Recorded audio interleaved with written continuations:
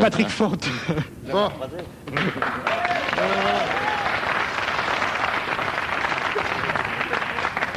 C'est bizarre.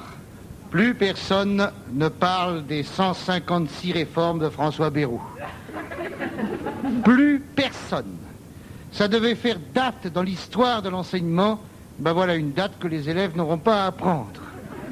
En juin dernier, on se disait tous, Mazette, 156 réformes, ça va enfin changer à la rentrée. Ah! Ah! La rentrée arrive. On est le 24 octobre aujourd'hui. Alors, on avance une hypothèse. François Bayrou a disparu fin août au cours d'un raid en pédalo sur le lac du Bourget. Et c'est Jacques Martin qui le remplace. Si, il y a une ressemblance. Un point commun. Tous deux s'adressent à des enfants qui leur répondent en se frappant la tempe avec l'index.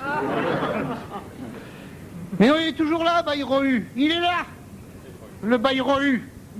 Il est là, mais sans ses réformes. Pourquoi? Parce qu'il a oublié de les noter sur un pense-bête. Pour les enfants qui nous écoutent, en ce qui concerne Bayrou, pense-bête, c'est un pléonasme. Enfin, il faudra que j'explique ce que c'est qu'un pléonasme aux adultes. Alors bon, tout de même, il en a gardé quelques-unes en mémoire, notamment celles qui visent à ne pas dépasser les effectifs des universités, et ça marche. À Nanterre, on a 18 000 places et il y a 36 000 étudiants. Il a doublé ses promesses.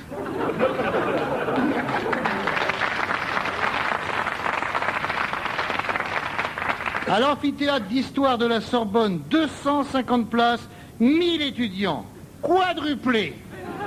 Ça fait 750 étudiants debout. Le prof d'histoire n'a plus qu'à se lancer dans le rock. Amis étudiants, ne venez plus avec vos bouquins, mais avec un briquet. Ça prend moins de place. Bien sûr, il y a l'université de Charles Pasqua. Mais il ne faut pas être né chez l'abbé Pierre. Ça.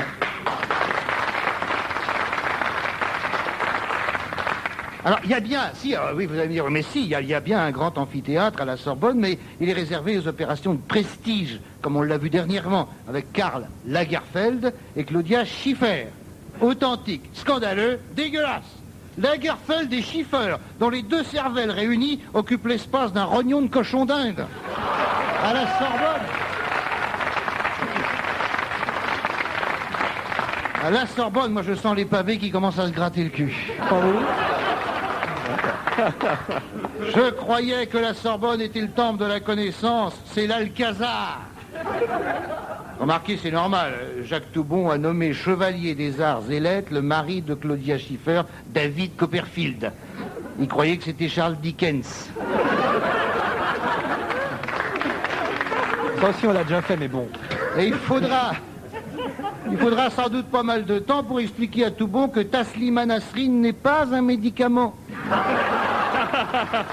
C'est mieux.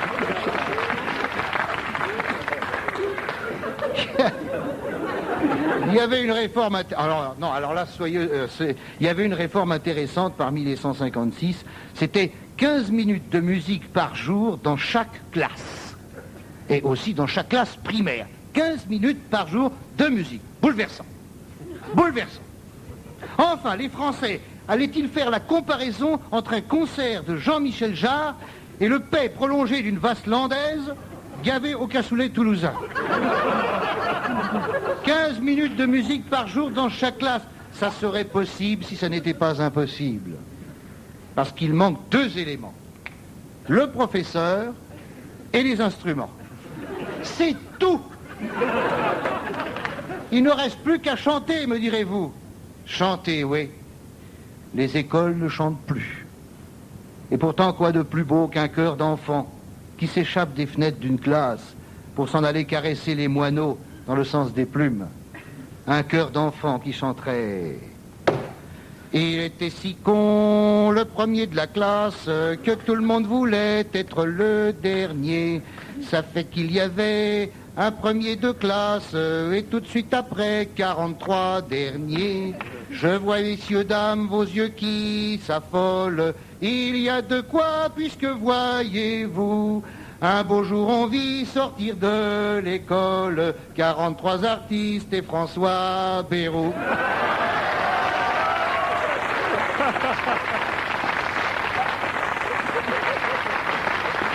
Voilà. Patrick Conte.